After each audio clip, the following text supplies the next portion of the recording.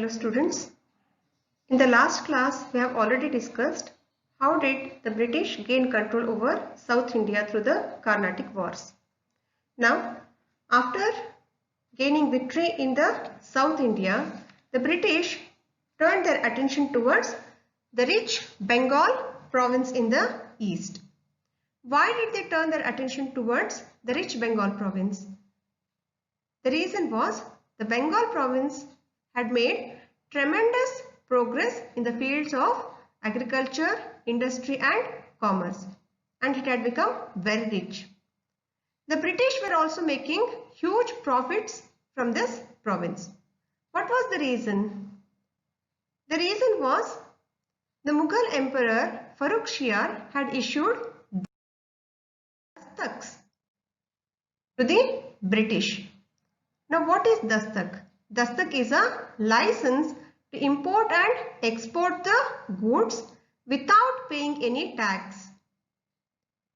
Now if you want to import or export goods to any other country, you have to pay the tax.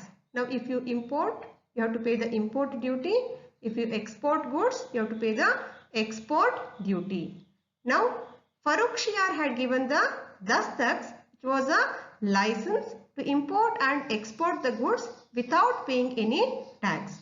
So because of this dastak, the British East India Company was making huge profits. Now, even though the dastaks were issued to the British East India Company, it was misused by many individual officials of the company also, and as a result, it was making huge losses to the Bengal government.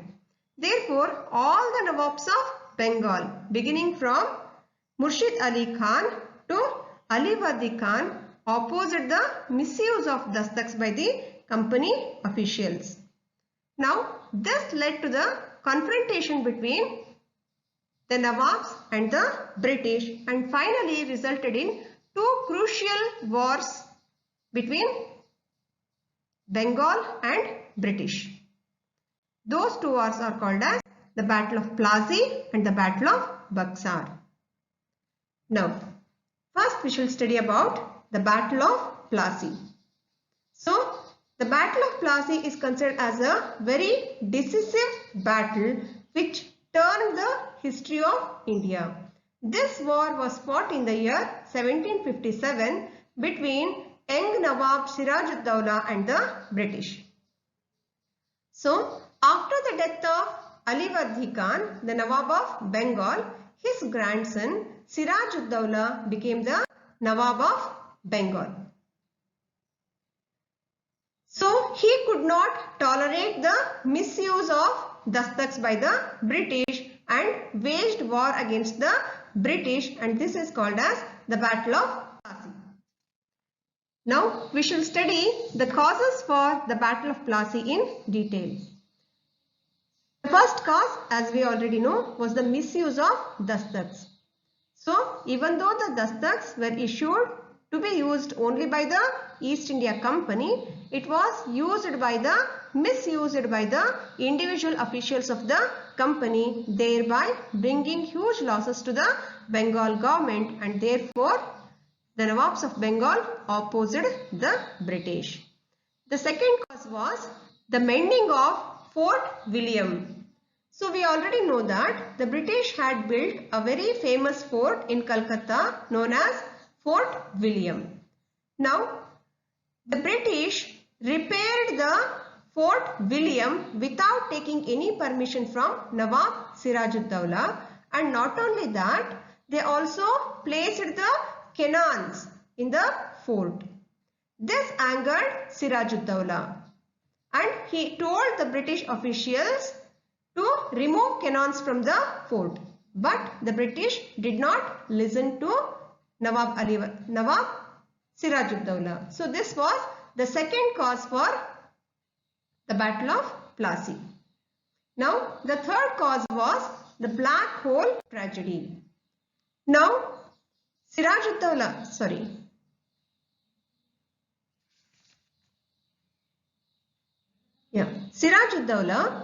had become very angry and he invaded on Fort William and he also conquered it very easily. So after conquering Fort William, he imprisoned the British who were in the fort. It is said that he imprisoned 146 British men in a small room. So here in this picture you can see that it's a very small room wherein he had imprisoned 146 English people. Now due to suffocation, 123 British died in the room. So this made Robert Clive very angry on Siraj-ud-Dawla.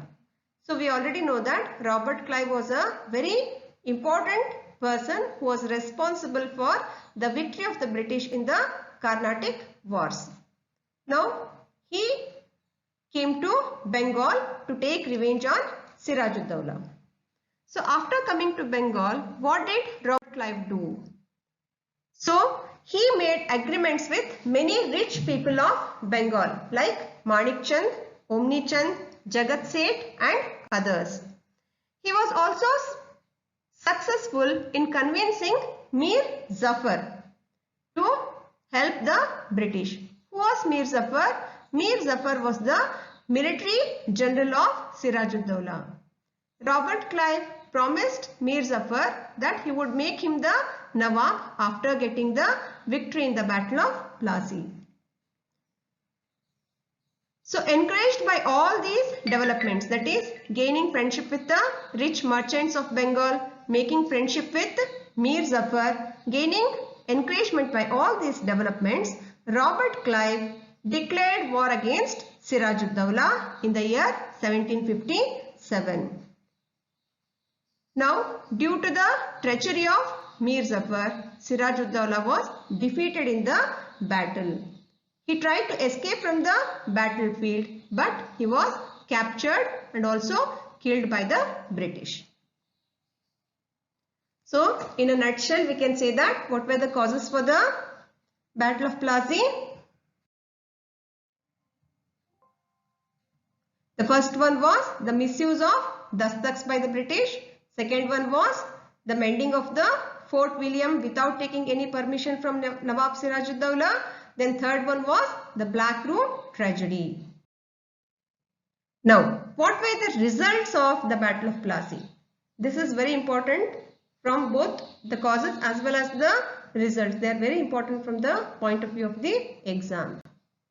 Now, the first result was this war brought out the immorality, lack of unity among Indians and also the greed of Indian businessmen. So we know that Robert Clive made friendship with many rich merchants.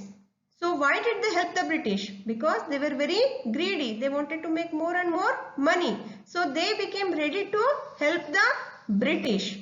So this war brought out the immorality and also the lack of unity. There was no unity among Indians. The Indian merchants were immoral. They were very greedy. The British came to know about all these qualities of Indians because of the Battle of Plassey. So the second result was Mir Zafar became the Nawab of Bengal. As the British had promised, they made Mir Zafar as the Nawab of Bengal. Third one, the company gained exclusive rights to trade in Bengal. So only the permission was given to the British. No others could trade with Bengal. This is called as exclusive rights. So the company got exclusive rights to trade in Bengal. Fourth one, Mir Zafar had to pay 17 crore 70 lakh rupees to the British as a war indemnity, war compensation for the attack of Siraj-ud-Dawla on Fort William. So we already know that Siraj-ud-Dawla had invaded on Fort William and had captured it. Because of that, the British had to incur huge loss. So to compensate that loss, Mir Zafar had to give 17 crore 70 lakh rupees to the British. Next, Mir Zafar became the victim of the company.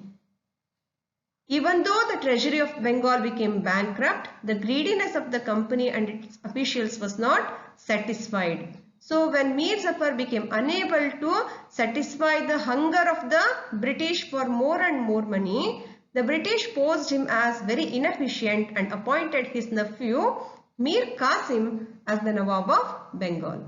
So these are the results of Battle of Plassey.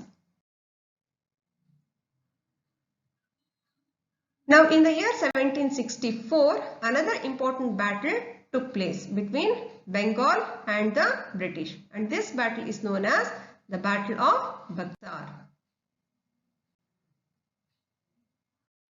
So Mir Qasim was an efficient administrator. So even though in the beginning he remained loyal to the company, very soon he declared himself as an independent ruler. So after verifying the misuse of dastaks by the British, he declared that all business was duty free in Bengal. He said that it's not only the British that they don't have to pay the taxes. It is free for every person. Whoever wants to trade with Bengal, it is duty free, tax free for them. So this helped the Indians to compete with the British in all spheres of life. Till now, the Indians could not compete because the trade was duty free for the British, but Indians had to pay the taxes. But now Mir Qasim made it tax free for everyone. So the Indians could also compete with the British in all spheres of business. As a result, what happened? The British had to suffer considerably. The British trade suffered considerably. Now this was just enough for the British. They wanted to make more and more profit. So they removed Mir Qasim from the power. They dethroned Mir Qasim and once again made Mir Zafar as the Nawab of Bengal. Now Mir Qasim wanted to regain his power. So he also knew the cunningness of the British. He knew that he could not defeat the British all alone. So he went for an organized war against the British. First, he got the support of Indian merchants and artisans. Now, the Indian merchants had also understood their mistakes. So, they also joined hands with Mir Qasim. He also made agreements with Shah Alam II, the Mughal emperor, and also Shuja-ud-Dawla, the Nawab of Awadh or Oudh. Now, the combined forces of Mir Qasim, that is Mir Qasim, Shuja-ud-Dawla and Shah Alam II, they attacked the British army at a place called Buxar in the year 1764. The British army was led by a military general, Hector Munro. Unfortunately, the combined forces was defeated by the British. Mir Qasim ran away from the battlefield. Shah Alam II surrendered to the British. Thus, the efforts of the combined forces to defeat the British failed miserably. Now, what were the results or the outcomes of the Battle of Buxar? Shah Alam II gave the Diwani rights over Bengal to the British. What do we mean by Diwani rights? It is the right to collect the land tax. So as we know that the land tax was the main source of income to any government in those times. So Shah Alam II gave away the power to collect the taxes, that is the Diwani rights, to the British. He also gave away all rights over Bengal to the British for an annual rent of rupees 26 lakhs. Every year the British had to pay 26 lakhs and they could rule over Bengal. The Nawab of Awadh, he had to pay a fine of rupees 50 lakh to the British for waging war against the British. So as we know that Shuja-ud-Dawla, the Nawab of Bengal, had helped Mir Qasim against the British. So for supporting Mir Qasim, he had to pay a fine of rupees 50 lakhs rupees to the British. With the death of Mir Zafar, the company paid pension to his son and took over the entire administration of Bengal. So we know that Mir Zafar was the Nawab of Bengal. After his death, his son had to become the Nawab. But after the death of Mir Zafar, what did the company do? It paid pension. It gave pension to his son and directly took over the entire administration of Bengal. The Battle of Buxar made the British the real holders of power over Bengal, Bihar and Odisha provinces. Even Awadh remained under the control of the British. In the year 1765, Robert Clive introduced dual government in Bengal. What do we mean by dual government?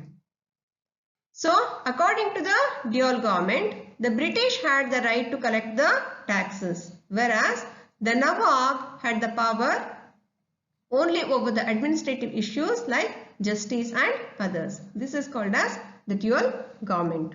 Thus, with the three Carnatic wars and the Battle of Plassey and Battle of Buxar, the British had made a strong foundation in India. So with this, we have completed the first lesson. Thank you, children.